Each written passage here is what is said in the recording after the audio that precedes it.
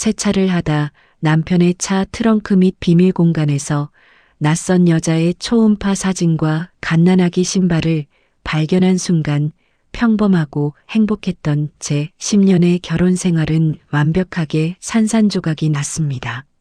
하지만 저는 그 자리에 주저앉아 울며 매달리는 대신 그들의 완벽한 이중 생활을 가장 처참하게 박살낼 계획을 세우기 시작했습니다. 내 청춘을 짓밟은 남편을 지옥 밑바닥으로 끌어내린 그날의 이야기. 오늘의 사연 시작합니다. 사연이 시작하기 전 좋아요와 구독을 눌러주세요. 오늘 하루 행운과 행복이 가득하도록 기원해 드릴게요. 주말 아침이었습니다. 저는 남편 지훈의 차를 직접 세차하고 있었죠. 지훈이 오랜만에 긴 출장을 떠난 터라 돌아오면 기분 좋게 타라고 준비한 선물이었습니다. 차량 뒷보관한 매트를 걷어내고 구석구석 닦고 있었습니다. 그런데 예비 타이어가 있어야 할 자리에 처음 보는 비밀 공간이 있었습니다. 저는 고개를 갸웃거리며 덮개를 열었습니다. 그곳에는 예쁜 포장지로 쌓인 작은 상자가 숨겨져 있었습니다. 포장지를 뜯어내자 유명 상표가 박힌 아주 작은 갓난아기 신발이 나왔습니다. 제 심장이 바닥으로 쿵 떨어지는 것 같았습니다.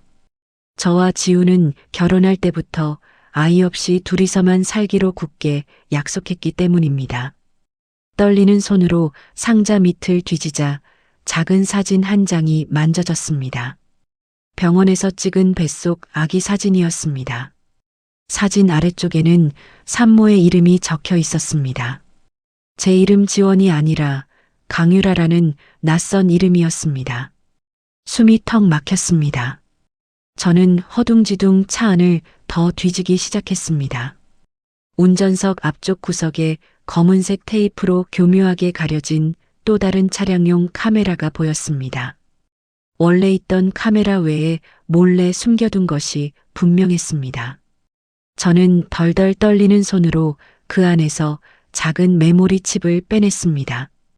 곧장 집으로 뛰어들어와 탁자 위에 있는 휴대용 컴퓨터에 칩을 연결했습니다. 화면에 여러 개의 영상 목록이 떴습니다. 가장 최근 날짜의 영상을 재생했습니다.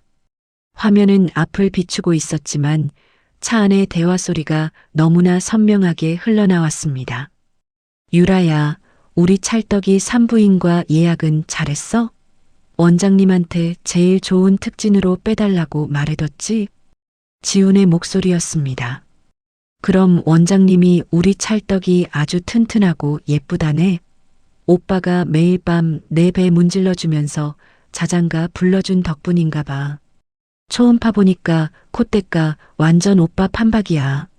젊고 애교 섞인 여자의 목소리가 이어졌습니다. 아이고, 내 새끼. 아빠가 당연히 매일 노래 불러줘야지.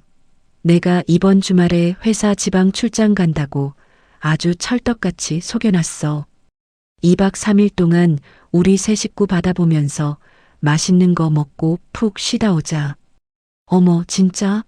그 늙은 여편네가 눈치 안 채? 저번 주말에도 내내 우리 오피스텔에서 뒹굴었잖아. 안 걸리겠어? 걱정 붙들어 매셔.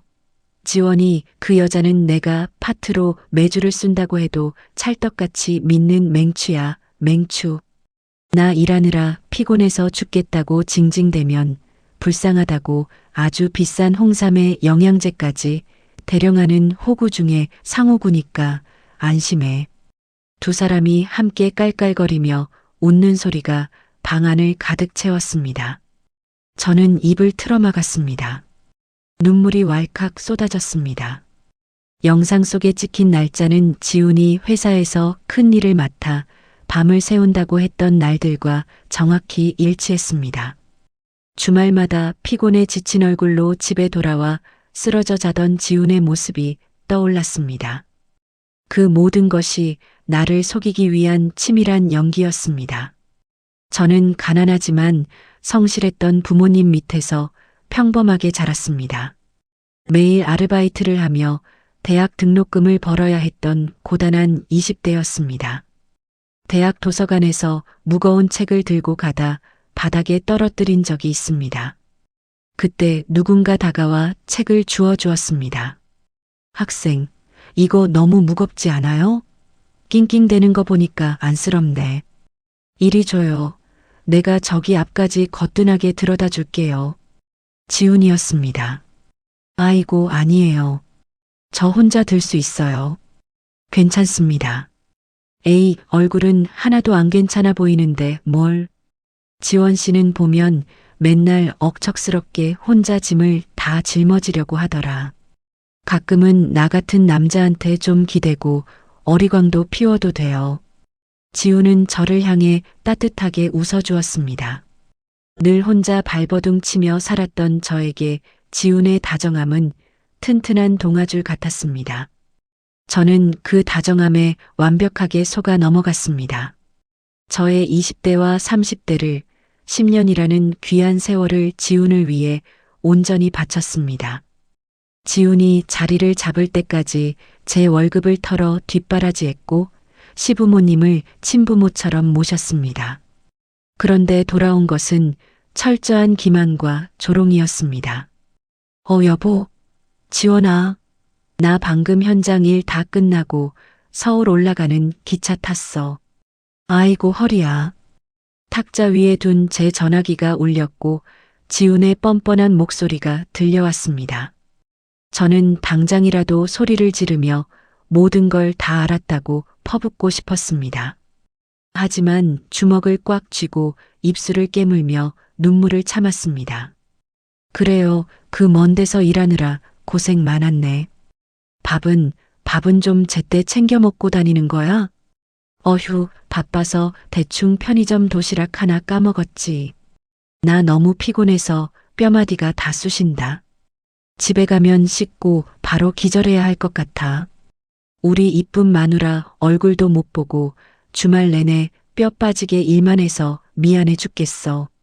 아니야, 당신이 우리 먹여 살리려고 밤낮 없이 밖에서 고생하는 거 내가 뻔히 다 아는데 뭘 조심해서 와. 알았어. 푹 쉬고 있어. 하늘만큼 땅만큼 사랑해 여보.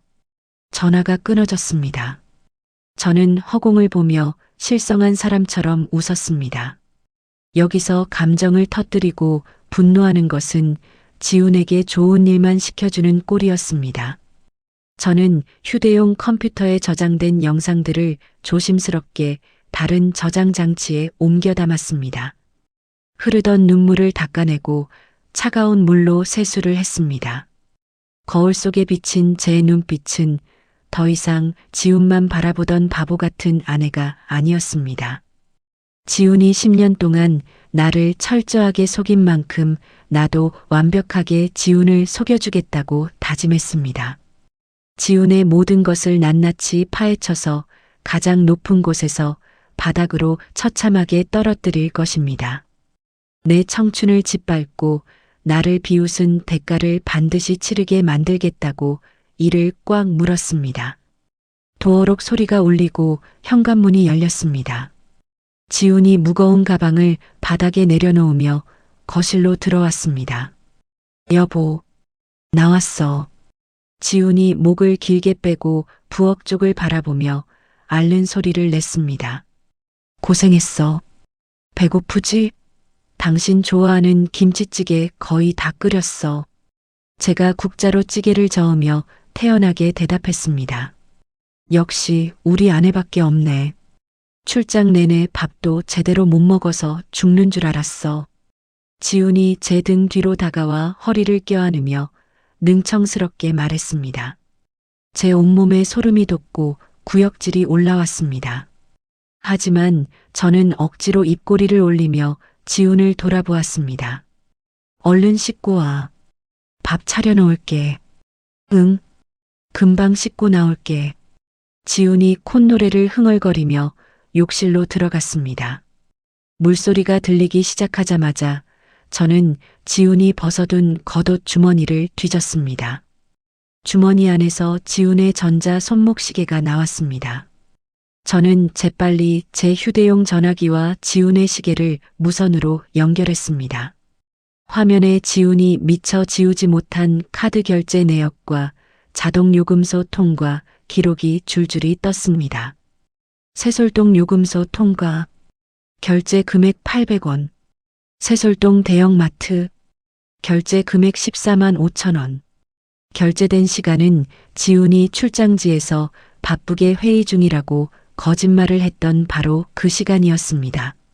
세솔동은 저희 집에서 차로 1시간 거리에 있는 새로 지어진 도시였습니다. 제가 부들부들 떨리는 손으로 시계 화면을 사진으로 찍으며 중얼거렸습니다. 여보, 수건이 없네. 욕실 안에서 지훈이 문을 두드리며 소리쳤습니다. 지금 가져갈게. 저는 서둘러 시계를 원래 자리에 던져놓고 수건을 챙겨 욕실 문을 열었습니다. 지훈이 젖은 머리를 털며 수건을 받아들었습니다. 출장 다녀와서 많이 피곤할 텐데 내일은 연차 내고 좀 쉬지 그래. 제가 지훈의 눈치를 살피며 슬쩍 떠보았습니다. 안 돼. 내일 오후에 중요한 거래처 모임이 있어. 쉴 틈이 어딨어. 지훈이 눈을 피하며 재빨리 대답했습니다. 저는 속으로 차갑게 코웃음을 쳤습니다. 다음 날 오후였습니다. 저는 회사에 오후 휴가를 내고 지훈의 회사 근처로 갔습니다. 검은색 모자를 푹 눌러 쓰고 모퉁이에 숨어서 지훈의 차가 나오기를 기다렸습니다. 얼마 지나지 않아 지훈의 낯익은 차가 주차장을 빠져나왔습니다. 저는 서둘러 지나가는 빈 택시를 잡아탔습니다. 기사님, 저 앞차 좀 놓치지 말고 따라가 주세요.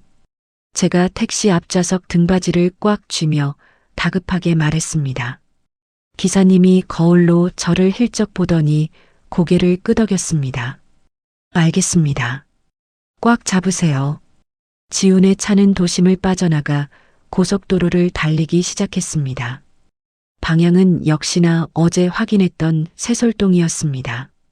저 차가 어디로 가는 것 같습니까? 기사님이 방향 지시등을 켜며 물었습니다. 세솔동 쪽으로 가는 것 같아요. 거리를 조금만 더 벌려주세요. 눈치채면 안 되거든요. 제가 창밖을 뚫어지게 노려보며 대답했습니다. 이런 일로 타시는 분들 꽤 많아요. 너무 속 끓이지 마세요. 기사님이 안타까운 목소리로 위로했습니다. 감사합니다. 하지만 끝까지 확인해야겠어요. 지훈의 차는 세솔동의 아주 비싸고 화려한 아파트 단지 안으로 들어갔습니다. 택시도 거리를 두고 그 뒤를 따라 지하 주차장으로 미끄러져 들어갔습니다. 지훈이 차를 세우고 내리는 모습이 보였습니다. 기사님, 여기서 세워주세요. 잔도는 됐습니다. 저는 서둘러 요금을 내고 택시에서 내렸습니다. 커다란 기둥 뒤에 숨어서 지훈의 뒷모습을 지켜보았습니다. 지훈은 거울을 보며 머리를 단정하게 만지고 있었습니다. 그때 승강기 문이 열리며 한 여자가 아이의 손을 잡고 걸어 나왔습니다. 여보. 여자가 콧소리가 섞인 밝은 목소리로 지훈을 불렀습니다. 아빠. 이제 막 걸음마를 뗀 것 같은 어린아이가 지훈을 향해 뒤뚱뒤뚱 뛰어갔습니다. 우리 공주님, 아빠 안 보고 싶었어? 지훈이 활짝 웃으며 아이를 번쩍 안아 올렸습니다. 당신 일찍 온다더니 왜 이렇게 늦었어? 우리 딸이 아빠 기다리느라 목 빠지는 줄 알았어. 여자가 지훈의 팔짱을 끼며 투정을 부렸습니다. 미안해. 거래처 놈들이 자꾸 귀찮게 굴어서 늦었어. 얼른 밥 먹으러 가자. 지훈이 여자의 볼에 가볍게 입을 맞추며 대답했습니다. 세 사람은 누가 보아도 완벽하고 행복한 가족의 모습이었습니다. 제 위장이 마구 뒤틀리며 신물이 입안까지 올라왔습니다. 저는 주머니에서 소형 녹화기를 꺼내 덜덜 떨리는 손으로 그들을 찍기 시작했습니다. 화면을 확대해서 여자의 얼굴을 자세히 보았습니다. 어디서 많이 본 듯한 익숙한 얼굴이었습니다. 기억을 더듬어 보니 지훈이 몇 년 전 동창 모임에 다녀왔다며 보여준 사진 속 인물이었습니다. 당시 지훈은 사진 속 여자를 가리키며 이렇게 말했었습니다. 이 친구 남편이 사업을 크게 말아먹어서 이혼했대. 안 됐지. 동정심을 유발하며 제 눈을 속였던 그 불쌍한 동창생이 바로 저 유라라는 여자였습니다. 아빠, 고기 먹어. 아이가 지훈의 머리카락을 잡아당기며 옹알이를 했습니다. 그래, 우리 예쁜 딸. 아빠가 세상에서 제일 맛있는 소고기 사줄게. 가자. 지훈이 아이의 볼에 코를 비비며 다정하게 속삭였습니다.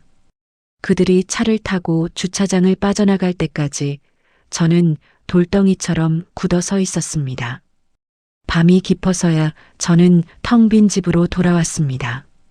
거실 바닥에 주저앉아 멍하니 허공을 응시했습니다. 온몸에 힘이 빠져 손가락 하나 까딱할 수 없었습니다. 그때 서랍장 위에 놓인 우편물 하나가 눈에 들어왔습니다. 지훈의 이름으로 온 은행 거래 내역서였습니다. 평소 같으면 뜯어보지도 않고 지훈의 책상 위에 올려두었을 것입니다. 하지만 저는 홀린 듯이 봉투를 뜯어 내역서를 쫙 펼쳤습니다. 빼곡한 숫자들을 훑어 내려가던 제 눈이 한 곳에 멈췄습니다. 300만 원이라는 큰 금액이 입금된 기록이 있었습니다. 보낸 사람의 이름에는 어머니라고 선명하게 적혀 있었습니다. 게다가 그 옆에는 입금자가 남긴 짧은 메모도 인쇄되어 있었습니다. 우리 예쁜 손녀 분유값. 아비가 고생이 많다.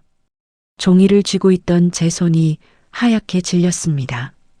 시어머니는 매번 저에게 전화를 걸어 며느리 사랑을 늘어놓던 분이었습니다. 지원아, 나는 내가 꼭 내 친딸 같다. 우리 지훈이 곁에 내가 있어서 얼마나 든든한지 몰라.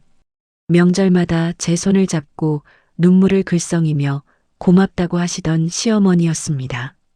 저는 전화기를 집어들고 시어머니의 번호를 눌렀습니다. 신호음이 몇 번 울리지 않아 시어머니의 밝은 목소리가 들려왔습니다. 뭐냐? 우리 큰며느리. 안 그래도 보고 싶었는데 마침 전화를 다 했네. 어머님, 주무실 시간인데 전화드려서 죄송해요. 제가 끓어오르는 분노를 억누르며 최대한 평온한 목소리로 말했습니다. 아니다. 무슨 일 있니? 목소리가 왜 이렇게 깔라앉았어? 아니에요. 그냥 지훈 씨가 요즘 회사 일이 너무 바쁜 것 같아서 걱정돼서요. 얼굴 보기도 힘드네요. 제가 시어머니의 반응을 살피며 슬쩍 말을 던졌습니다. 그러게 말이다. 가장이 밖에서 돈 번다고 그 고생을 하니 내가 집에서 내조를 잘해야 한다. 따뜻한 밥 꼭 챙겨 먹이고. 시어머니가 한치의 망설임도 없이 능청스럽게 대답했습니다. 네, 어머님, 제가 더 잘 챙길게요. 어머님도 관절 안 좋으신데 무리하지 마시고요. 그래, 너밖에 없다. 얼른 자라. 전화가 끊어지고 저는 소리 없이 짐승처럼 울부짖었습니다. 어머니까지 그 더러운 연극에 동참하고 있었습니다. 지훈이 두 집 살림을 한다는 것을 알면서도 뻔뻔하게 제게 친딸 운운하며 기만을 했던 것입니다. 제가 지훈의 뒷바라지를 하느라 친정어머니 병원비조차 제대로 못 챙겨드린 사실이 떠올랐습니다. 그 알량한 돈마저 저들이 하하호호 웃으며 고기를 썰어 먹는 데 쓰였다고 생각하니 피가 거꾸로 솟았습니다. 저는 찬물로 얼굴을 거칠게 비벼 씻었습니다.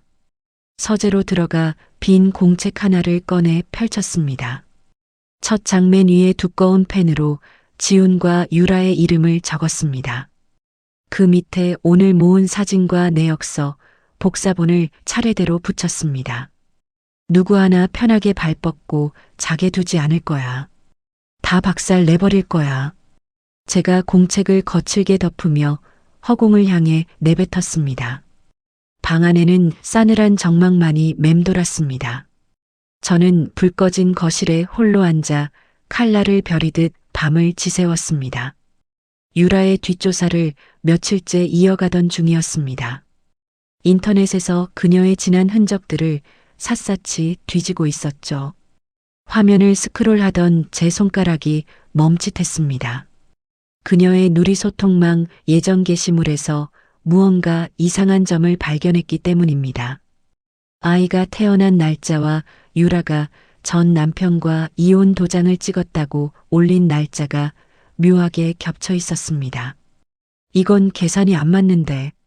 제가 모니터에 얼굴을 바짝 들이대며 중얼거렸습니다. 이혼하기 전에 이미 지훈의 아이를 가졌다는 뜻이었습니다. 그렇다면 유라의 전 남편도 지훈과 유라의 불륜 사실을 모르고 당했을 가능성이 컸습니다. 저는 당장 사람을 찾아주는 흥신소에 연락해 유라의 전 남편 연락처를 알아냈습니다. 그의 이름은 박민석이었습니다.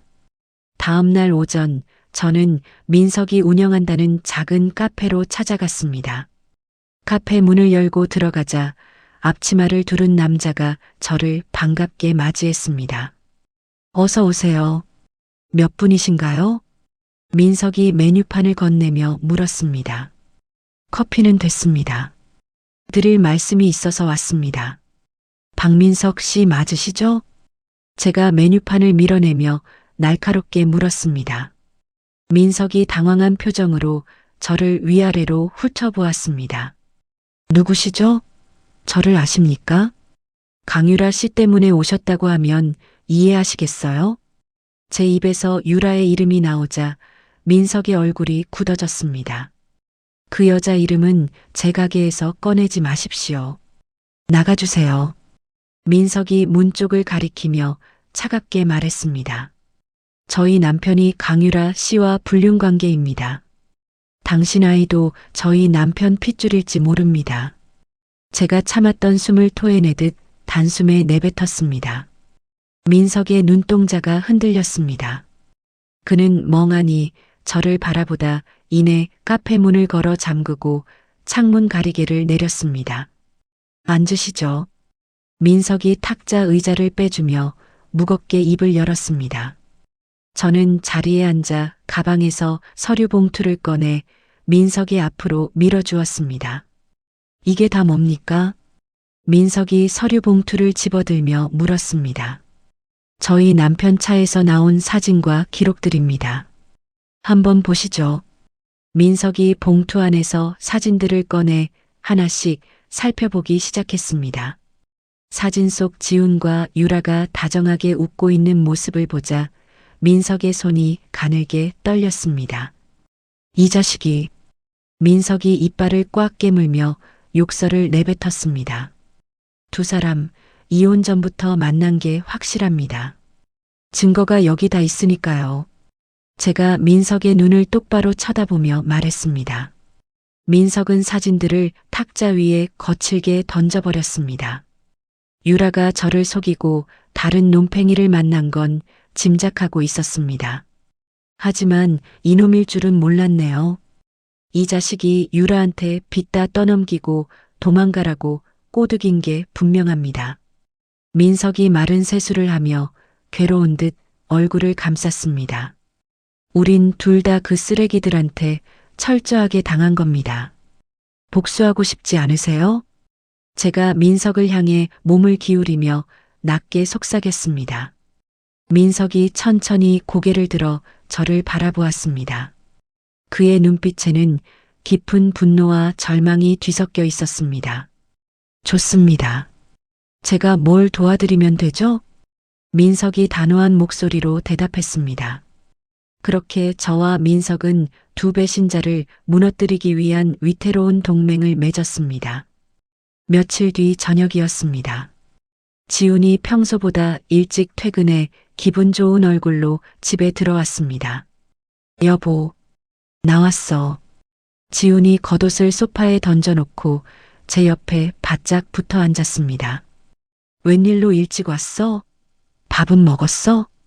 제가 텔레비전에 시선을 고정한 채 무심하게 물었습니다. 응, 먹고 왔어. 여보, 내가 정말 좋은 소식 하나 알려줄까? 지훈이 제 어깨를 주무르며 은근슬쩍 말을 꺼냈습니다. 무슨 소식인데 그래? 제가 지훈의 손을 떼어내며 마지못해 물었습니다. 내 친구가 운영하는 회사 알지? 이번에 아주 크게 사업을 확장한대. 무조건 3배는 남는 장사야. 그래서 나도 투자를 좀 해볼까 해. 지훈이 잔뜩 들뜬 목소리로 바람을 잡았습니다. 투자? 우리 그럴 돈이 어딨어. 그래서 말인데 장모님 돌아가시고 여보 명의로 된 그 낡은 상가 있잖아. 그거 담보로 대출 좀 받으면 안 될까? 내가 금방 이자 쳐서 갚을게. 지훈이 눈을 동그랗게 뜨고 불쌍한 표정을 지어 보였습니다. 제 가슴이 철렁 내려앉았습니다. 그 상가는 돌아가신 어머니가 제게 남겨주신 유일한 유산이었습니다. 안 돼. 그건 엄마가 남겨주신 마지막 선물이야. 절대 손댈 수 없어. 제가 단호하게 고개를 저었습니다. 아, 여보. 한 번만 날 믿어봐. 내가 언제 당신 속인 적 있어? 다 우리 미래를 위해서 그러는 거야. 지훈이 제 손을 꽉 잡으며 매달렸습니다. 그 순간 저는 지훈의 눈빛에서 소름 끼치는 탐욕을 보았습니다. 이 남자는 지금 저를 빈털터리로 만들 작정이었습니다. 어머니의 유산마저 유라에게 바치려는 수작이 분명했습니다. 알았어. 생각해 볼게. 인감도장은 찾아봐야 하니까 시간 좀 줘. 제가 지훈의 의심을 피하기 위해 억지로 부드러운 목소리를 냈습니다. 그래. 고마워. 여보밖에 없다. 지훈이 안심한 듯 제 이마에 입을 맞추고는 콧노래를 부르며 방으로 들어갔습니다. 저는 화장실로 달려가 변기를 부여잡고 헛구역질을 했습니다. 당장이라도 쫓아가서 지훈의 멱살을 잡고 싶었지만 꼭 참아야 했습니다. 다음 날 민석을 다시 만났습니다. 제가 지훈의 대출 이야기를 꺼내자 민석의 표정이 심각해졌습니다. 이놈들 아주 벼룩의 간을 내어 먹으려 작정을 했군요. 제가 좀 더 알아보겠습니다. 민석이 전화기를 꺼내 누군가에게 서둘러 문자를 보냈습니다. 얼마 지나지 않아 민석의 전화기가 울렸습니다. 그는 심각한 표정으로 통화를 마치고 저를 돌아보았습니다. 지원 씨, 상황이 생각보다 훨씬 심각합니다. 무슨 일이죠? 제가 바짝 긴장한 채 물었습니다. 그 자식이 대출을 받으려는 이유가 투자 때문이 아닙니다. 유라 명의로 아주 비싼 새 아파트를 계약하려고 한답니다. 네, 그게 무슨 소리예요? 제 심장이 터질 것처럼 뛰기 시작했습니다. 그리고 한 가지 더 있습니다. 그 자식, 자기 회사 법인 자금에도 손을 대고 있는 것 같습니다. 유라 아파트 계약금 일부가 회사 돈에서 빠져나간 정황이 발견됐습니다. 민석의 말이 제 머릿속을 하얗게 만들었습니다. 지훈은 단순히 바람을 피우는 것을 넘어 범죄까지 저지르고 있었습니다. 저는 극심한 두려움에 사로잡혔습니다. 저 괴물 같은 인간이 저를 어느 구렁텅이로 몰아넣을지 가늠조차 되지 않았습니다. 제가 벌벌 떨며 눈물을 흘리자 민석이 제 어깨를 단단히 잡았습니다. 정신 차리세요. 여기서 무너지면 저놈들 계획대로 되는 겁니다. 저놈들이 우리 인생을 망치게 놔둘 겁니까? 민석의 단호한 목소리가 정신을 번쩍 들게 했습니다. 아니요. 절대 그렇게 안 둘 겁니다. 제가 눈물을 훔치며 독하게 대답했습니다. 좋습니다. 그놈이 대출을 못 받게 제가 손을 쓰겠습니다. 횡령권은 때를 봐서 터뜨려야 하니 증거를 더 모읍시다. 민석이 서류 봉투를 챙기며 자리에서 일어났습니다. 저도 자리에서 일어나 민석과 눈을 맞췄습니다. 더 이상 물러설 곳이 없었습니다. 이제 진짜 전쟁이 시작되었습니다. 며칠 뒤 민석이 저를 데리고 아주 크고 번듯한 법률사무소로 향했습니다. 제 선배가 운영하는 곳입니다. 이쪽 일에서는 아주 귀신 같은 분이니 걱정 마십시오. 민석이 문을 열어주며 안심시켰습니다. 사무실 안에는 날카로운 눈매를 가진 여자 변호사가 앉아 있었습니다. 어서 오세요. 얘기는 다 들었습니다. 오지원 씨 맞으시죠? 변호사가 자리에서 일어나 제게 악수를 청했습니다. 네, 잘 부탁드립니다. 제가 떨리는 손으로 변호사의 손을 맞잡았습니다. 변호사는 제가 가져온 증거 자료들을 꼼꼼하게 훑어보았습니다. 증거 수집은 아주 잘하셨네요. 우선 남편분이 상가를 담보로 대출받지 못하게 막는 게 가장 시급합니다. 변호사가 서류를 책상 위에 내려놓으며 단호하게 말했습니다. 제가 어떻게 해야 할까요? 당장 주민센터에 가셔서 인감증명서 발급 제한 신청을 하세요. 본인 외에는 절대 뗄 수 없게요. 그리고 혹시 모르니 부동산 처분 금지 가처분 신청도 같이 진행하겠습니다. 변호사의 빠르고 명확한 지시에 저는 고개를 끄덕였습니다. 법적인 방패막이가 생기자 그제야 숨통이 조금 트이는 것 같았습니다. 다음 날 아침 일찍 저는 주민센터로 달려갔습니다. 창구 직원에게 신분증을 내밀고 서류에 서명했습니다. 신청 완료되었습니다. 이제 본인이 직접 오시지 않으면 인감증명서 발급은 불가능합니다. 직원의 말에 저는 안도의 한숨을 내쉬었습니다. 이제 지우는 제 이름으로 된 10원짜리 하나도 건드릴 수 없게 되었습니다. 그날 저녁 지훈이 평소보다 일찍 집에 돌아왔습니다. 그런데 낯빛이 흑빛이었고 숨소리도 몹시 거칠었습니다. 여보, 당신 오늘 주민센터 갔었어? 지훈이 현관문을 쾅 닫으며 신경질적으로 물었습니다. 응, 도장 변경할 일이 있어서 갔었는데 왜? 무슨 일 있어? 제가 소파에 앉아 사과를 깎으며 태연하게 대답했습니다. 무슨 일이 있냐고? 당신이 발급 제한을 걸어놔서 오늘 대출 서류를 하나도 못 냈잖아. 지훈이 얼굴을 붉히며 소리를 질렀습니다.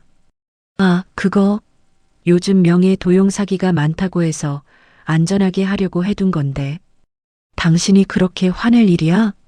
제가 눈을 둥그렇게 뜨고 모르는 척 물었습니다. 당장 내일 아침에 가서 그거 풀어. 계약금 낼 날짜가 내일 모레란 말이야. 지훈이 제 어깨를 거칠게 흔들며 악을 썼습니다. 알았어. 내일 시간 내서 가볼게. 너무 흥분하지 마. 제가 지훈의 손을 부드럽게 떼어내며 웃어 보였습니다. 속으로는 당황해서 날뛰는 지훈의 모습을 보며 통쾌함에 환호성을 질렀습니다. 어젯밤 지훈이 잠든 사이 저는 지훈의 휴대전화의 위치 추적과 통화 녹음이 되는 앱을 몰래 깔아두었습니다. 지훈이 욕실로 들어가자마자 저는 제 전화기를 확인했습니다. 방금 전 유라와 나눈 통화 내용이 녹음되어 있었습니다. 오빠, 어떻게 됐어? 오늘 잔금 치른다고 했잖아. 유라의 날카로운 목소리가 들렸습니다. 미안해. 지원이가 갑자기 서류 발급을 막아놔서 하루 이틀 늦어질 것 같아. 지훈이 쩔쩔매며 변명했습니다. 뭐, 그럼 계약 파기되는 거 아니야? 오빠가 다 알아서 한다며. 빨리 해결해. 알았어. 내가 어떻게든 돈 융통해 볼 테니까 조금만 기다려. 통화는 신경질적으로 끊겼습니다. 돈줄이 막히자 두 사람 사이에 금이 가기 시작한 것입니다.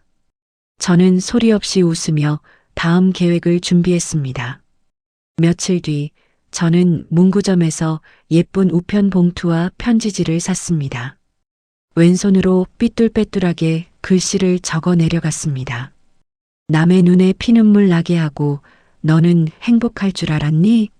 내가 지은 죄는 평생 너를 따라다닐 거야. 글씨 밑에는 유라가 지훈과 모텔에 들어가는 사진 한 장을 동봉했습니다. 봉투 겉면에는 발신자 없이 유라의 아파트 주소만 적었습니다. 우체통에 편지를 넣고 돌아오는 길, 제 발걸음은 깃털처럼 가벼웠습니다. 다음 날 오후 스파이 앱을 통해 유라가 지훈에게 전화하는 소리를 엿들었습니다. 오빠, 이거 당신 짓이야? 당장 나한테 와. 유라가 울먹이며 소리치고 있었습니다. 저는 집에서 커피를 마시며 여유롭게 그들의 싸움을 감상했습니다. 서로를 의심하고 물어뜯는 꼴이 아주 볼만했습니다. 이 지옥 같은 시간을 견뎌내며 저는 점점 예전에 나약했던 오지원을 버리고 있었습니다. 민석과 함께 남편의 회사 횡령 장부를 꼼꼼하게 맞춰보며 완벽한 타이밍을 기다렸습니다. 달력에 빨간색 동그라미를 쳐둔 날짜가 다가오고 있었습니다. 바로 시어머니의 칠순 잔칫날이었습니다. 저는 백화점에 가서 가장 화려하고 우아한 붉은색 원피스를 한 벌 샀습니다. 평소에는 화장도 제대로 안 하던 제가 미용실에 가서 머리도 예쁘게 말았습니다. 거울 앞에 선 제 모습은 마치 싸움터에 나가는 여전사 같았습니다. 어머, 여보, 오늘 진짜 예쁘다. 당신 아닌 것 같아. 지훈이 제 모습을 보고 입을 떡 벌리며 감탄했습니다. 어머니 칠순이시잖아. 신경 좀 썼어. 제가 거울을 보며 차갑게 대답했습니다. 지훈은 눈치도 없이 제 어깨에 팔을 두르며 해벌쭉 웃었습니다. 오늘 당신이 주인공 같아. 어머니도 아주 좋아하시겠다.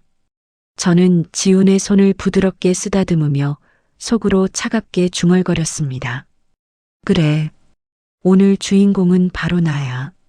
당신이 평생 잊지 못할 아주 특별한 선물을 준비했거든.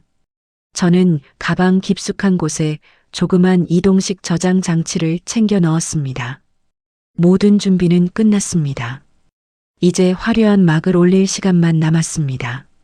시어머니의 칠순 잔치가 열리는 시내 최고급 호텔 연회장이었습니다. 수많은 친척들과 지훈의 직장 상사, 거래처, 사람들로 북적거렸습니다. 저는 화려한 붉은색 원피스를 입고 입구에 서서 미소를 지으며 하객들을 맞이했습니다. 어머, 큰 며느리가 참 곱네. 시어머니 칠순이라고 아주 예쁘게 꾸몄어. 친척 어르신들이 제 손을 잡으며 칭찬을 아끼지 않았습니다. 지훈은 맞춤 정장을 쫙 빼입고 이리저리 돌아다니며 허세를 부리고 있었습니다. 아이고, 부장님 와주셔서 감사합니다. 우리 아내가 고생을 많이 했죠. 가증스러운 웃음소리가 연회장에 가득 울려 퍼졌습니다. 잔치가 무르익고 식사가 끝날 무렵이었습니다. 사회를 보던 지훈의 친구가 마이크를 잡고 무대 위로 올라갔습니다. 자, 이제 오늘 잔치의 하이라이트입니다.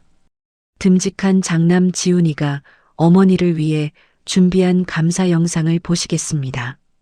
장내의 조명이 꺼지고 정면의 대형 스크린이 천천히 내려왔습니다. 지훈이 어머니의 손을 꽉 잡고 감동스러운 표정으로 스크린을 바라보았습니다. 저는 조용히 무대 뒤쪽으로 걸어가 호텔 직원에게 제 가방에 있던 이동식 저장 장치를 건넸습니다. 원래 있던 것 빼고 이걸로 틀어주세요. 제가 직원에게 팁을 쥐어주며 단호하게 말했습니다. 스크린에 영상이 재생되었습니다. 그런데 영상 속 장면은 잔잔한 음악이 흐르는 가족 사진이 아니었습니다. 어두컴컴한 자동차 안, 앞 유리창 너머로 네온 사인이 번쩍거리는 블랙박스 영상이었습니다. 오빠, 저 늙은이 칠순 잔치에 꼭 가야 해? 피곤해 죽겠는데. 스피커를 통해 유라의 날카로운 목소리가 쩌렁쩌렁 울렸습니다. 연회장에 있던 사람들이 웅성거리기 시작했습니다. 조금만 참아. 저 노친네 돈줄 끊기면 우리 아파트 잔금 못 치러.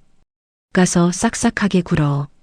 지훈의 목소리가 이어지자 장내는 찬물을 끼얹은 듯 조용해졌습니다. 지훈의 얼굴이 백지장처럼 하얗게 질렸습니다. 그는 허둥지둥 무대 쪽으로 뛰어가며 소리쳤습니다. 당장 꺼, 당장 끄라고. 하지만 스피커에서는 더 끔찍한 대화가 흘러나왔습니다. 오빠 본처는 참 바보 같아. 지 엄마 유산까지 오빠한테 다 갖다 바치잖아. 그 멍청한 여자 덕분에 우리가 호강하는 거지 뭐. 두 사람이 낄낄거리는 소리가 멈추지 않고 연회장을 가득 채웠습니다. 아이고, 이게 무슨 소리야.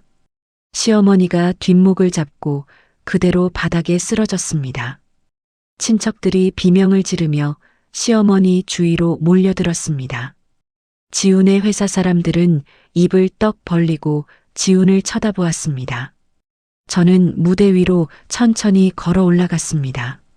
마이크를 뺏어들고 연회장을 차갑게 내려다보았습니다. 여러분, 다들 잘 들으셨습니까? 저기 저 완벽한 효자 아들이자 남편인 오지훈 씨의 진짜 얼굴입니다. 제가 지훈을 손가락으로 가리키며 크고 또렷하게 말했습니다. 지원이 너, 이게 무슨 미친 짓이야. 지훈이 눈을 부라리며 저에게 달려들었습니다. 그때 듬직한 체구의 민석이 무대 위로 뛰어 올라와 지훈의 멱살을 잡아채 바닥에 내동댕이 쳤습니다. 더러운 손 대지 마. 이 쓰레기 같은 자식아. 민석이 지훈을 짓누르며 소리쳤습니다. 저는 침착하게 가방에서 서류 뭉치를 꺼냈습니다. 이혼 소장과 유라를 상대로 한 상간녀 위자료 청구 소장, 그리고 지훈이 회사 돈을 빼돌린 횡령 증거 자료들이었습니다. 저는 그 서류들을 바닥에 쓰러진 지훈의 얼굴 위로 가차없이 흩뿌렸습니다. 오지훈, 너는 이제 끝이야. 내 돈 한 푼도 건드리지 못하게 다 묶어놨어. 감방에서 평생 썩을 준비나 해. 제가 지훈을 내려다보며 통쾌하게 비웃었습니다. 지훈은 흩날리는 서류들을 보며 사시나무 떨듯 몸을 떨었습니다. 저는 뒤도 돌아보지 않고 연회장 문을 박차고 나왔습니다. 시원한 밤 공기가 제 뺨을 스쳤습니다. 다음 날 아침 지훈의 회사에 한바탕 폭풍이 불어닥쳤습니다. 제가 익명으로 보낸 횡령 자료를 받은 감사팀이 들이닥쳐 지훈을 끌어내렸습니다. 그는 그날로 직위 해제를 당하고 경찰 조사를 받게 되었습니다. 저는 유라의 아파트로 찾아갔습니다. 마침 법원에서 나온 집행관들이 아파트 현관문에 붉은색 가압류 딱지를 붙이고 있었습니다. 유라가 문 앞을 가로막고 악을 쓰며 발버둥 치는 모습이 보였습니다. 이것 떼요. 이 집 내 집이야. 유라가 집행관의 옷자락을 붙잡고 늘어졌습니다. 저는 팔짱을 끼고 서서 그 비참한 꼴을 아주 기분 좋게 감상했습니다. 강유라 씨, 내 남편 돈으로 산 집이 편하긴 했나 봐. 제가 유라에게 다가가 귓가에 조롱하듯 속삭였습니다. 유라가 저를 보자마자 눈을 희번덕거리며 달려들었습니다. 이 미친년, 내가 다 꾸민 짓이지. 하지만 곁에 있던 경찰들이 그녀를 제압했습니다. 저는 바닥에 나뒹구는 유라를 향해 코웃음을 치고는 돌아섰습니다. 몇 달 뒤 법원 앞이었습니다. 판사는 지훈과 제 이혼을 확정하고 유라에게도 엄청난 액수의 위자료를 지급하라고 판결했습니다. 지훈의 재산은 제가 부은 돈의 2배로 뻥튀기 되어 저에게 분할되었습니다. 법원 문을 열고 밖으로 나오자 눈부신 햇살이 쏟아졌습니다. 10년 동안 얹혀있던 커다란 바위 덩어리가 씻은 듯이 날아간 기분이었습니다. 저는 양팔을 벌려 시원한 바람을 깊게 들이마셨습니다. 그날 밤 저는 온전히 제 이름으로 된 아파트 식탁에 앉았습니다. 홀로 붉은색 와인을 잔에 따르고 건배를 올렸습니다. 가장 비참했던 시간을 스스로의 힘으로 이겨낸 제 자신에게 주는 축배였습니다. 달콤한 와인이 목을 타고 넘어가자 참았던 눈물이 뺨을 타고 흘러내렸습니다. 안도감과 해방감이 섞인 뜨거운 눈물이었습니다. 모든 소송이 끝나고 평화가 찾아온 줄 알았습니다. 저는 그동안 미뤄두었던 제 꿈을 다시 펼치기 시작했습니다. 작은 상가를 빌려 제 이름을 건 인테리어 업체를 정식으로 차렸습니다. 매일 밤을 새워가며 고객들의 집을 설계하고 도면을 그렸습니다. 제가 직접 발로 뛰며 성실하게 일한 덕분에 조금씩 입소문이 나기 시작했죠. 하루하루 바쁘게 땀 흘려 일하며 지훈과 유라가 남긴 깊은 상처도 서서히 아물어가고 있었습니다. 하지만 벼랑 끝에 몰려 독이 바짝 오른 쥐들은 쉽게 죽어주지 않았습니다. 제가 가장 행복을 느끼기 시작할 무렵 그들의 끔찍한 반격이 시작되었습니다. 화창한 어느 날 오후였습니다. 제 사무실 전화통이 갑자기 불이 난 것처럼 울려대기 시작했습니다. 거기 오지원 사장님 맞죠? 저희 집 공사 예약한 거 취소할게요. 당장 계약금 돌려주세요. 전화를 끊기가 무섭게 또 다른 고객에게서 화가 잔뜩 난 목소리가 들려왔습니다. 어떻게 남편을 두고 바람을 피울 수가 있어요? 그런 더러운 손으로 우리 예쁜 아기 방을 고치게 할 순 없죠. 소름이 돋네요. 고객들의 쏟아지는 비난에 저는 눈앞이 캄캄해졌습니다. 급히 전화를 끊고 사무실 컴퓨터를 켜서 동네 엄마들이 모이는 인터넷 게시판을 확인했습니다. 가장 조회수가 높은 게시글의 제목을 보는 순간 심장이 멎는 것 같았습니다. 동네 인테리어 업체 여사장의 끔찍한 불륜 행각. 게시글의 제목은 붉은색 글씨로 자극적으로 적혀 있었습니다. 떨리는 손으로 쥐를 잡고 화면을 아래로 내렸습니다. 글의 내용은 제 상상을 뛰어넘을 정도로 참담하고 끔찍했습니다.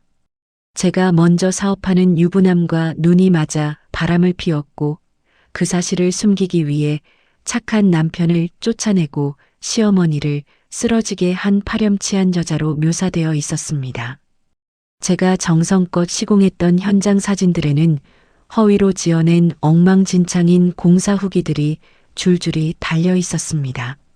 마감이 들떠서 아이가 다쳤다는 둥, 값싼 자재를 써서 벽에 곰팡이가 피었다는 둥 모두 새빨간 거짓말이었습니다. 이건 말도 안 돼. 세상에 어떻게 이런 짓을. 제가 컴퓨터 화면을 부여잡고 고통스럽게 신음했습니다. 글 아래로는 저를 향한 저주 섞인 댓글들이 실시간으로 수십 개씩 달리고 있었습니다. 그때 탁자 위에 놓인 제 휴대전화에서 짧은 진동이 울렸습니다. 발신 번호가 표시되지 않은 문자 메시지 한 통이 도착해 있었습니다. 내 인생 망치고 너 혼자 잘 살 줄 알았어? 내 일터도 똑같이 박살 내줄게. 넌 이제 끝이야. 유라였습니다. 가압류로 집도 빼앗기고 모든 것을 잃은 그녀가 악에 바쳐 저를 물어뜯기 시작한 것입니다. 그날 이후로 제 삶은 다시 끔찍한 지옥으로 변했습니다. 아침에 출근해 보면 사무실 문 앞에는 누군가 일부러 던지고 간 오물과 썩은 쓰레기 봉투가 나뒹굴고 있었습니다. 유리창에는 빨간색 레커로 입에 담지 못할 욕설들이 휘갈겨져 있었습니다. 며칠 만에 제가 반년 동안 발로 뛰며 모은 공사 계약이 모두 취소되었습니다. 함께 일하며 땀 흘리던 직원들마저 저를 의심스러운 눈초리로 보며 하나둘 짐을 싸서 나갔습니다. 사장님, 저희도 먹고 살아야 하는데 동네에 소문이 너무 흉흉해서 더는 못 버티겠습니다. 죄송합니다.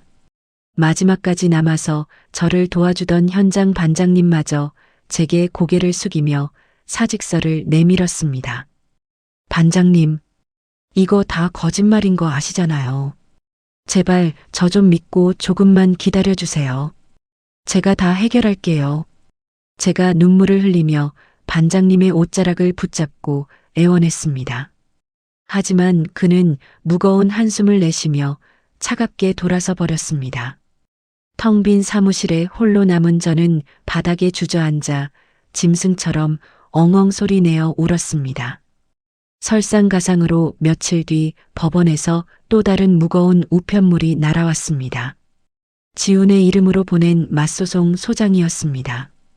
제가 유라의 전 남편인 민석과 깊은 내연관계이며 자신을 교묘하게 모함해 억울하게 재산을 빼앗아갔다는 말도 안 되는 억지 주장이 길게 늘어져 있었습니다. 그들은 언론사 인터넷 기자들에게까지 돈을 찔러주며 가짜 기사를 퍼뜨리고 있었습니다. 매일 밤낮 없이 걸려오는 발신자 표시 제한 전화에 저는 심한 신경쇠약에 걸릴 지경이었습니다. 조심스럽게 전화를 받으면 소름 끼치는 숨소리나 차마 입에 담지 못할 잔혹한 욕설이 들려왔습니다. 식은땀을 뻘뻘 흘리며 악몽에서 깨어나는 날이 매일 반복되었습니다. 제 몸은 눈에 띄게 뼈만 남고 말라갔고 물 한 모금 넘기기 힘들었습니다. 어느 날 아침이었습니다. 무거운 몸을 이끌고 마지막 남은 작은 상가 현장 점검을 나갔습니다.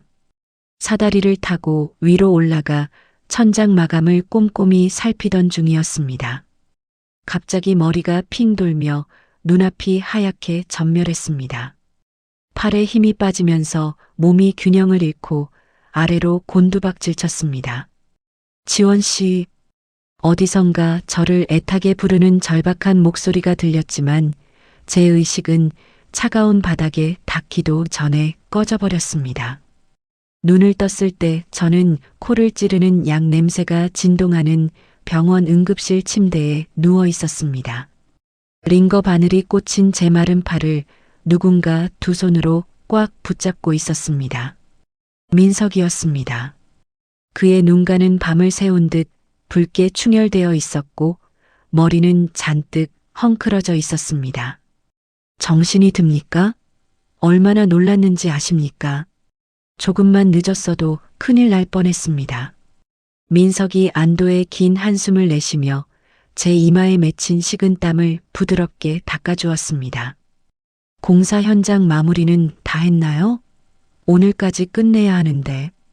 제가 바싹 마르고 갈라진 목소리로 간신히 입을 뗐습니다. 지금 그게 문제입니까? 의사 선생님이 극도의 스트레스와 과로 때문에 심장이 멈출 뻔했답니다. 제발 본인 몸부터 챙기세요. 민석이 답답한 듯 목소리를 크게 높이며 저를 꾸짖었습니다. 저는 힘없이 고개를 돌려 병실 창밖을 멍하니 내다보았습니다. 어둑어둑해지는 창문 너머 유리창에 저를 비웃으며 씩 웃고 있는 유라의 환영이 어른거리는 것 같았습니다. 너무나 무서웠습니다. 아무리 발버둥 치고 도망쳐도 저 악마 같은 인간들이 파놓은 깊은 늪에서 영원히 벗어날 수 없을 것만 같은 지독한 무력감이 저를 무겁게 짓눌렀습니다. 민석 씨, 나 이제 너무 지쳤어요. 싸울 힘도 남아있지 않아요. 그냥 이대로 다 포기하고 아무도 모르는 곳으로 숨어버리고 싶어요. 제가 참았던 서러운 눈물을 터뜨리며 어린아이처럼 소리내어 오열했습니다. 민석은 아무 말 없이 제 곁으로 다가와 제 좁은 어깨를 단단하게 감싸 안았습니다. 지원 씨, 지금 여기서 주저앉아 포기하면 저 더러운 놈들 계획대로 완벽하게 당하는 겁니다. 저들이 가장 바라는 게 바로 지원 씨가 스스로 무너져 내리는 거예요. 민석의 낮고 흔들림 없는 단호한 목소리가 제 귓가에 깊게 울려 퍼졌습니다. 우리가 여기까지 어떻게 피눈물 흘리며 왔는데 저딴 쓰레기들한테 허무하게 져서야 되겠습니까? 제가 제 모든 걸 걸고 끝까지 옆에서 지키고 도울 테니까 다시 일어나세요.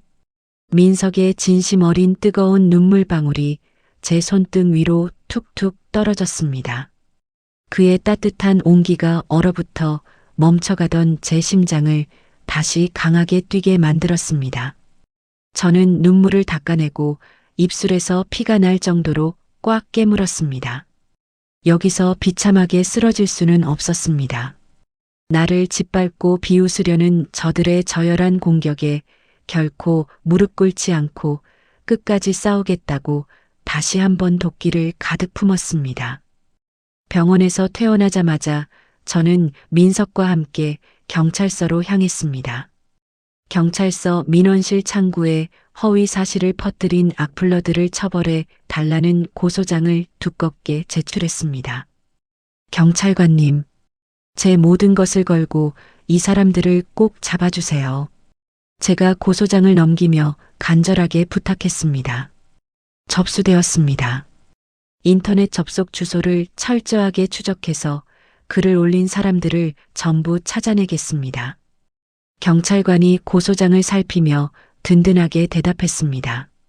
경찰서를 나온 민석이 누군가에게 전화를 걸었습니다.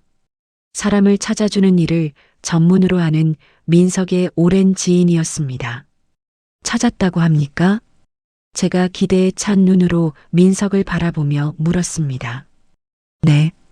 지훈이 돈을 주고 가짜 소문을 퍼뜨리게 한 조작꾼의 사무실 위치를 알아냈습니다. 당장 가시죠. 민석이 턱을 괴며 굳은 표정으로 말했습니다. 저희는 곧장 차를 몰아 도시 외곽의 허름한 상가 건물로 향했습니다. 지하 계단을 따라 내려가자 담배 냄새가 찌든 낡은 철문이 나타났습니다. 민석이 발로 철문을 강하게 걷어차서 단숨에 열었습니다. 어두운 사무실 안에는 컴퓨터 수십 대가 켜져 있었고 뚱뚱한 남자가 깜짝 놀라 자리에서 일어났습니다. 당신들 뭡니까? 남의 사무실에 왜 함부로 들어와? 남자가 눈을 부라리며 소리쳤습니다. 민석이 성큼성큼 다가가 남자의 멱살을 잡아 벽으로 거칠게 밀어붙였습니다. 오지훈이 돈 주고 시켰지? 인터넷 게시판에 오지원 사장 욕하는 글 매일 올리라고. 민석이 험악한 표정으로 남자를 윽박질렀습니다. 무슨 소리 하는 거야? 난 모르는 일이야. 남자가 시선을 굴리며 비겁하게 발뺌을 했습니다. 저는 가방에서 경찰서에 낸 고소장 복사본을 꺼내 남자의 얼굴 앞에 흔들었습니다. 경찰이 이미 당신 컴퓨터 접속 주소를 다 추적하고 있어요. 지훈이 시킨 일이라는 증거를 내놓지 않으면 당신이 이 모든 죄를 다 뒤집어 쓰고 감옥에 갈 겁니다. 제가 차갑고 날카로운 목소리로 남자를 매섭게 압박했습니다. 남자의 이마에서 식은땀이 비 오듯 흘러내렸습니다. 알았어요. 알았다고요. 오지훈이 돈 봉투를 주면서 지시한 통화 녹음 파일이 여기 있습니다. 남자가 벌벌 떨며 호주머니에서 작은 녹음기를 꺼내 민석에게 건넸습니다. 녹음기 안에는 지훈이 제 일터를 완벽하게 망가뜨리라고 지시하는 추악한 목소리가 아주 선명하게 담겨 있었습니다. 우리는 그 길로 다시 경찰서로 가서 녹음 파일과 유라가 보낸 살벌한 협박 문자들을 전부 제출했습니다. 제 사무실 앞 감시 카메라에 찍힌 유라의 난동 영상도 함께 넘겼습니다. 경찰의 수사는 아주 빠르고 매섭게 진행되었습니다. 경찰이 지훈의 회사와 유라의 임시 거처를 들이닥쳐 물건들을 압수하기 시작했습니다. 벼랑 끝에 몰린 쥐들은 드디어 서로를 향해 날카로운 이빨을 드러내고 물어뜯기 시작했습니다. 며칠 뒤 늦은 밤이었습니다. 제 휴대전화 화면에 낯선 번호가 떴습니다. 전화를 받자마자 수화기 너머로 유라의 다급한 울음소리가 터져 나왔습니다. 지원 언니, 나 좀 살려줘. 언니가 경찰에 고소 좀 취하해줘. 유라가 숨을 헐떡이며 짐승처럼 처절하게 울부짖었습니다. 저는 전화기의 통화 녹음 단추를 누르고 입꼬리를 비틀어 올렸습니다.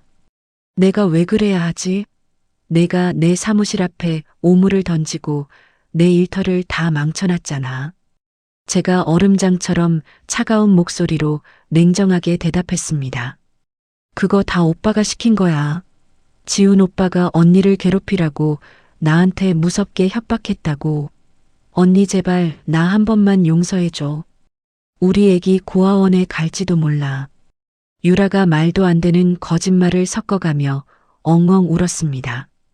유라야, 내가 감옥에 안 갈 살 길은 딱 하나뿐이야. 경찰에 가서 지훈이 숨겨둔 진짜 재산과 회사에서 도둑질한 돈이 어디 있는지 전부 다 풀어버려. 내가 앞장서서 협조하면 내가 선처해 줄게.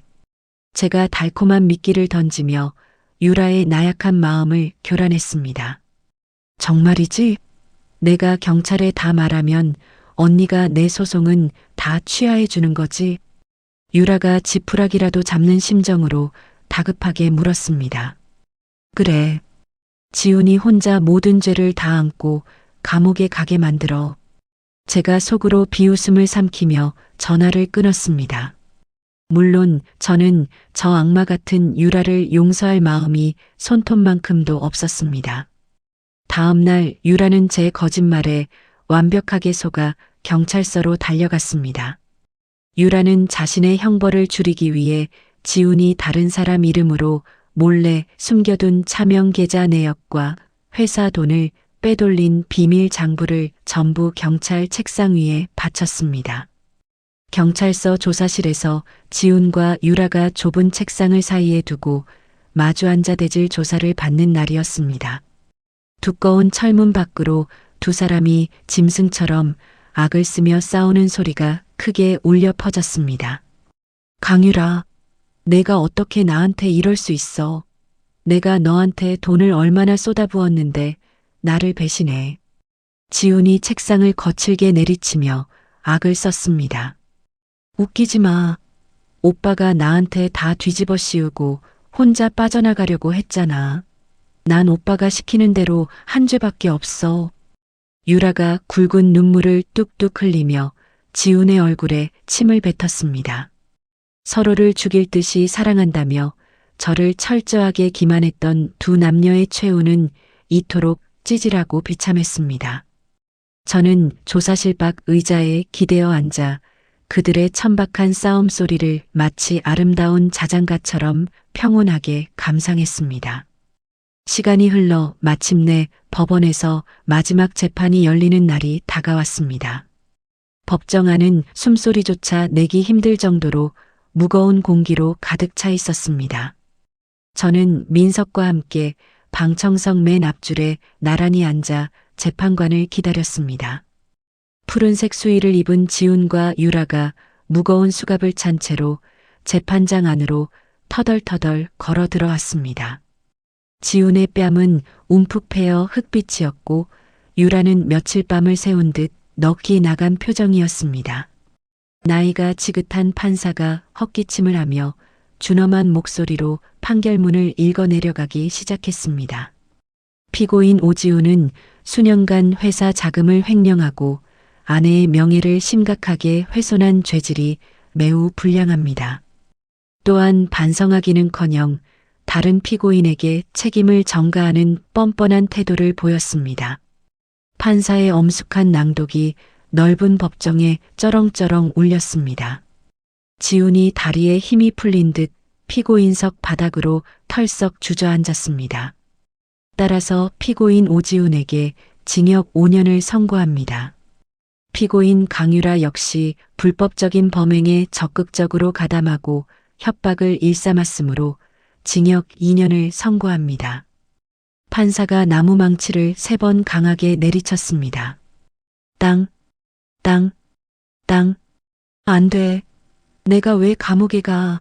오지원, 내가 날 꺼내준다고 선처해준다고 약속했잖아.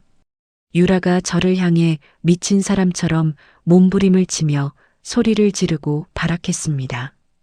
건장한 법원 경위들이 즉시 달려들어 유라의 팔을 강하게 꺾어 제압했습니다. 저는 자리에서 천천히 일어나 유라를 향해 아주 서늘하고 기분 좋은 미소를 지어 보였습니다. 완벽한 자업자득이야. 어두운 감옥에서 평생 내가 지은 더러운 죄나 뼈저리게 반성해. 제가 입모양으로 아주 또렷하게 씹어뱉었습니다.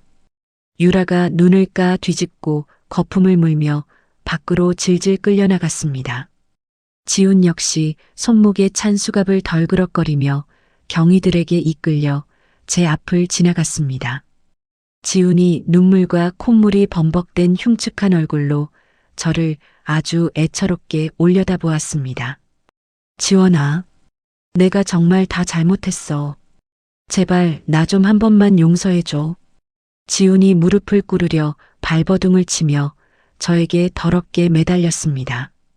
하지만 저는 얼음장처럼 차가운 시선으로 지훈을 한번 쳐다보고는 가차없이 고개를 돌려 외면했습니다. 저 끔찍한 인간에게 던져줄 동정심은 이제 제 마음속에 단 한 줌의 먼지만큼도 남아있지 않았습니다. 수갑이 절그럭거리는 금소금과 함께 지훈이 어두운 문 뒤로 완전히 사라졌습니다. 수고하셨습니다. 이제 진짜 모든 게 다 끝났습니다.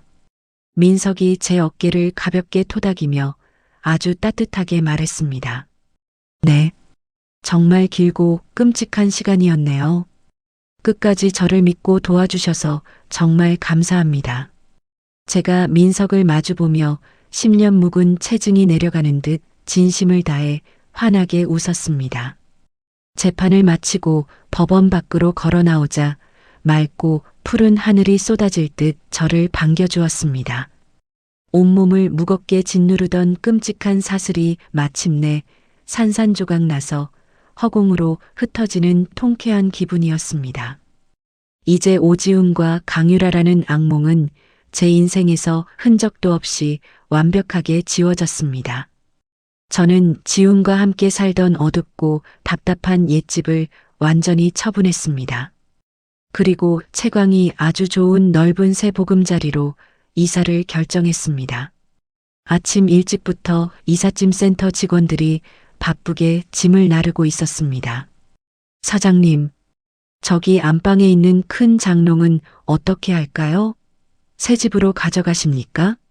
체격이 좋은 직원이 수건으로 땀을 닦으며 제게 물었습니다. 아니요. 저건 도끼로 다 부숴서 쓰레기장에 버려주세요. 미련 없이 싹 다 버리고 싶습니다. 제가 장롱을 가리키며 아주 시원하고 명쾌하게 대답했습니다. 알겠습니다. 그럼 저기 거실 탁자 위에 있는 가족사진 액자들도 다 폐기하면 됩니까? 직원이 탁자를 손가락으로 가리키며 다시 물었습니다. 네. 액자들도 다 부숴서 쓰레기 봉투에 쓸어 담아주세요. 제가 새 집으로 가져가서 쓸 물건은 저기 구석에 있는 작은 상자 3개가 전부입니다. 제가 손뼉을 가볍게 치며 환하게 웃어 보였습니다. 오래된 뱀이 허물을 벗어 던지듯 저 역시 과거의 흔적들을 모두 쓰레기통에 쳐넣었습니다. 새로 이사한 집은 커다란 통유리 창문으로 따뜻한 햇살이 방 안가득 들어오는 아주 쾌적한 곳이었습니다. 이삿짐 정리를 가볍게 마치고 저는 곧장 상가에 있는 제 인테리어 사무실로 출근했습니다. 사무실 문을 열고 들어가자마자 예전에 회사를 그만두었던 현장 반장님이 멋쩍은 얼굴로 서 있었습니다. 사장님, 저 다시 사무실로 받아주시면 안 되겠습니까? 제가 귀가 얇아서 동네의 나쁜 소문에 바보처럼 속았습니다. 반장님이 두 손을 앞으로 모으고 고개를 푹 숙이며 진심으로 사과했습니다. 반장님, 저를 믿고 다시 찾아와 주셔서 제가 오히려 더 감사합니다. 앞으로 우리 회사 공사 현장 튼튼하게 잘 부탁드립니다. 제가 다가가서 반장님의 두 손을 덥석 잡고 환하게 웃으며 맞이했습니다. 아이고, 사장님 정말 감사합니다. 제가 진짜 뼈가 부서지도록 현장에서 열심히 일하겠습니다. 반장님이 눈시울을 붉히며 제 손을 꽉 마주 잡았습니다. 그때 사무실 유리문이 열리고 동네 주민 2명이 안으로 들어왔습니다. 오지원 사장님 계십니까? 저희 집 안방이랑 거실 전체 수리 상담 좀 받으려고 왔습니다. 머리를 짧게 자른 아주머니가 사무실 주위를 둘러보며 큰 목소리로 물었습니다. 네, 제가 오지원입니다. 이쪽 탁자로 편하게 앉으세요. 제가 푹신한 의자 쪽으로 손을 안내하며 밝게 인사했습니다. 사장님이 아주 멘탈이 강하고 훌륭한 분이라고 동네 엄마들 사이에 소문이 쫙 퍼졌어요. 그 나쁜 사기꾼들 다 감옥에 보냈다면서요? 아주머니가 자리에 앉기도 전에 제 손을 덥석 잡고 호들갑을 떨며 말했습니다. 네. 경찰과 법원의 도움을 받아서 깔끔하게 다 해결했습니다. 저희 회사를 응원해 주셔서 진심으로 감사합니다. 제가 조금 부끄러운 듯 얼굴을 붉히며 겸손하게 대답했습니다. 사장님처럼 똑 부러지고 정직한 분한테 우리 집 수리를 꼭 맡기고 싶어요. 공사 대금은 달라는 대로 넉넉하게 다 줄 테니까 제일 예쁘고 튼튼하게 고쳐주세요. 옆에 있던 다른 아주머니도 제 어깨를 가볍게 두드리며 활기차게 맞장구를 쳤습니다. 감사합니다. 제가 직접 현장에 나가서 최고급 자재로 꼼꼼하게 시공해 드리겠습니다. 제가 계약서를 꺼내며 아주 자신감 넘치는 목소리로 약속했습니다. 진실이 세상에 낱낱이 밝혀지자 억울했던 헛소문은 오히려 저에게 엄청난 기회로 돌아왔습니다. 제 회사는 굳건하고 책임감 있는 정직한 업체로 지역사회에 널리 알려졌습니다. 공사 예약이 무려 6개월치나 꽉 밀려들 정도로 제 사업은 폭발적으로 번창했습니다. 며칠 뒤 화창한 오전이었습니다. 우체부 아저씨가 사무실 문을 열고 들어와 묵직한 노란색 서류 봉투를 건넸습니다. 오지원 씨 앞으로 온 빠른 등기 우편입니다. 여기 기계 화면에 서명 부탁합니다. 우체부 아저씨가 작은 전자기계를 내밀며 말했습니다. 네, 감사합니다. 날씨가 더운데 수고가 많으십니다. 제가 화면에 서명을 하고 우편 봉투를 받아들었습니다. 봉투 겉면에는 지훈이 수감된 지방교도소 이름이 붉은색 도장으로 꽉 찍혀 있었습니다. 보낸 사람 이름표에는 오지훈이라는 글자가 손을 떤 듯 비뚤비뚤하게 적혀 있었습니다. 저는 봉투를 열어 내용물을 확인하지도 않고 곧바로 구석에 있는 종이 분쇄기 쪽으로 걸어갔습니다. 지원 씨, 방금 받은 그 우편물은 뭡니까? 마침 사무실에 커피를 사들고 놀러온 민석이 의아한 표정으로 둥그렇게 눈을 뜨며 물었습니다. 교도소 독방에 있는 지훈이 뻔뻔하게 보낸 편지입니다. 보나 마나 눈물로 반성문 흉내를 내면서 영치금 좀 넉넉하게 붙여달라는 구질구질한 소리겠죠. 제가 편지 봉투를 소나기에 쥐고 구기며 아주 차갑게 대답했습니다.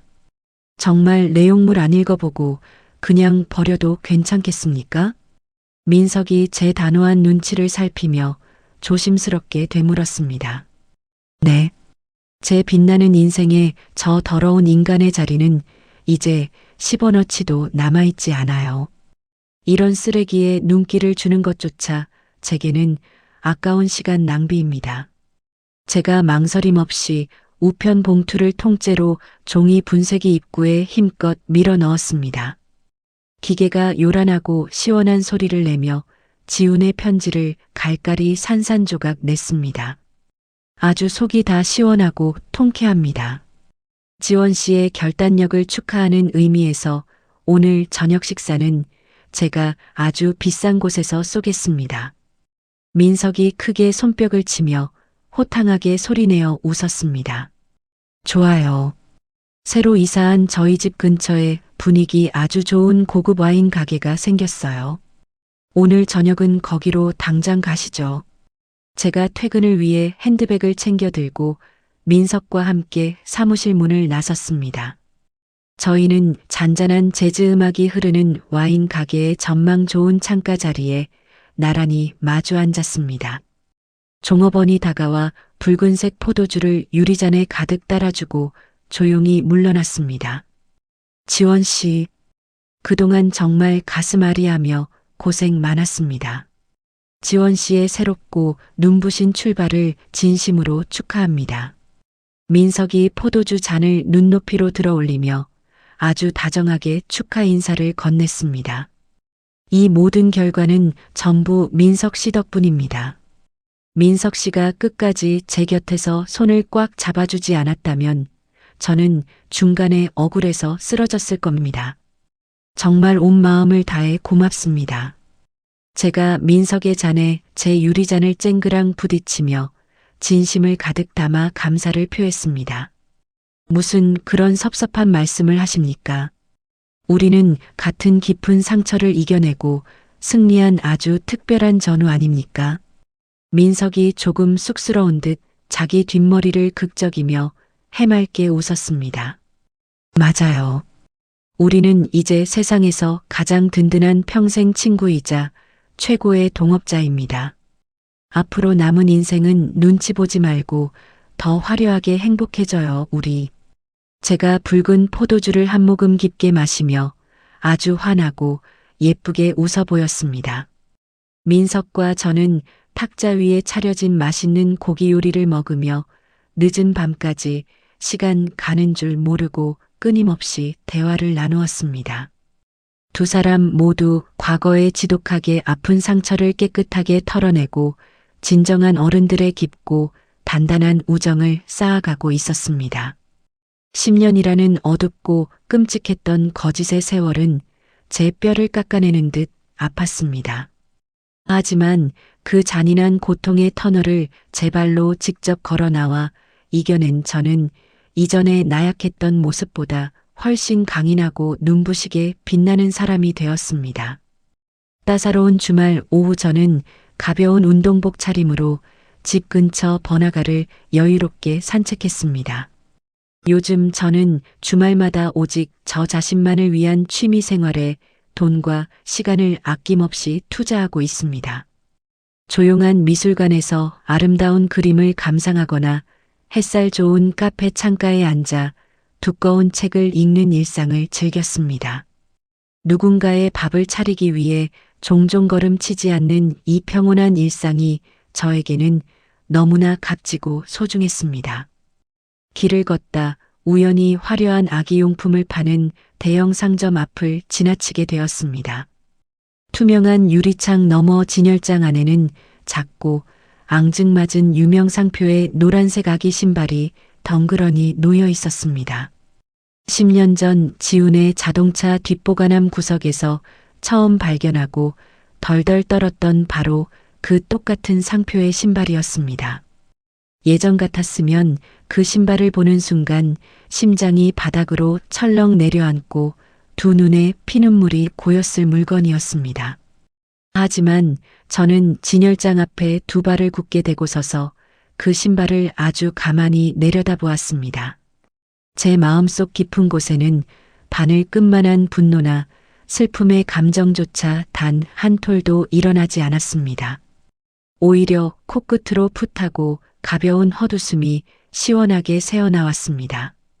저 손바닥만 한 헝겊 신발 하나 때문에 내 안일했던 인생이 이렇게 완벽하게 뒤집혔구나. 제가 유리창을 가운데 손가락으로 톡톡 두드리며 유쾌하게 혼잣말을 내뱉었습니다.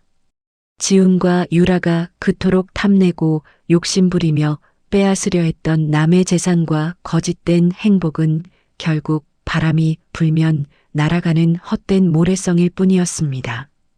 그들은 모든 자유와 돈을 잃고 냄새나는 차가운 철창 안에서 가장 비참하고 찌질한 최후를 맞이했습니다.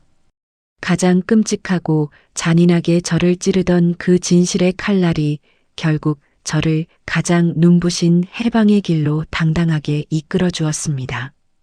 저는 상점 앞을 가볍게 지나쳐 다시 활기차고 힘찬 걸음을 앞으로 내디뎠습니다. 번화가 거리에는 살랑거리는 따뜻한 봄바람이 기분 좋게 불어오고 화단에는 예쁜 튤립꽃들이 만발해 있었습니다. 거리를 걷는 수많은 사람이 삼삼오오 모여 사진을 찍으며 얼굴 가득 환하게 웃고 있었습니다. 오지원 사장님, 내일 고급 아파트 공사 현장 자재 도착 시간 확인 부탁드립니다.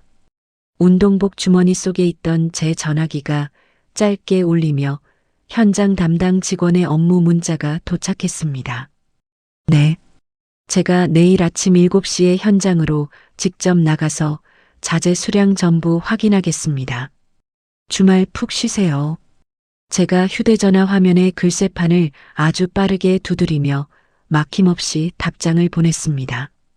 저는 이제 쓰레기 같은 남편을 뒷바라지하며 숨죽여 사는 가엾은 그림자가 절대 아니었습니다. 제 스스로 땀 흘려 돈을 벌고 당당하게 회사의 맨 앞장서서 직원들을 이끄는 오지원이라는 온전한 사람으로 훌륭하게 살아가고 있습니다. 과거에 멍청했던 저처럼 누군가의 달콤한 거짓말 속에서 모든 것을 잃고 끔찍한 고통을 받는 사람들이 분명 어딘가에 있을 것입니다. 제가 만약 그분들을 만날 수 있다면 제 험난했던 지난 이야기를 빠짐없이 꼭 들려주고 싶습니다. 배신자들을 향해 두려워하지 마세요. 소름 끼치는 진실을 정면으로 마주할 용기만 꺼내든다면 반드시 당신도 이겨낼 수 있습니다.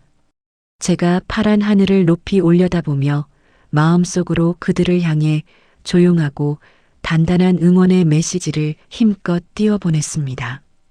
거리의 화장품 상점들에서 경쾌하고 빠른 노랫소리가 거리 가득 흘러나왔습니다. 제 두 발의 발걸음은 흥겨운 노래에 맞춰 춤을 추듯 아주 가볍고 경쾌했습니다. 구름 한 점 없이 맑게 갠 파란 하늘 위로 눈부신 황금빛 햇살이 제 머리 위로 폭포수처럼 쏟아져 내렸습니다. 길고 지독했던 시린 겨울이 완벽하게 끝나고 마침내 제 찬란한 인생에 가슴 뛰는 진짜 봄이 찾아왔습니다. 제 지난 10년의 시간은 거짓과 기만으로 얼룩진 끔찍한 악몽이었습니다. 가장 믿었던 사람들의 배신을 마주했을 때는 세상을 다 잃은 것처럼 막막하고 두려웠죠. 하지만 그 두려움을 용기로 바꾸고 진실을 마주한 순간 제 인생은 전혀 다른 새로운 길을 열어주었습니다. 남에게 기대어 사는 헌신적인 아내가 아니라 오롯이 제 이름 석자로 당당하게 살아가는 지금이 그 어느 때보다 눈부시고 행복합니다. 혹시라도 지금 예전의 저처럼 누군가의 기만과 고통 속에서 홀로 눈물 흘리는 분이 계시다면 절대 스스로를 탓하며 주저앉지 마시길 바랍니다. 남의 눈에 피눈물을 나게 한 악은 결국 스스로 무너지기 마련이고 묵묵히 견뎌낸 정직한 사람에게는 반드시 찬란하고 따뜻한 봄날이 찾아오니까요. 여러분의 빛나는 앞날과 당당한 홀로서기를 저도 온 마음을 다해 진심으로 응원하겠습니다. 이야기를 끝까지 들어주신 분이 계시다면 잘 들었다고 댓글 하나만 남겨주세요. 감사합니다.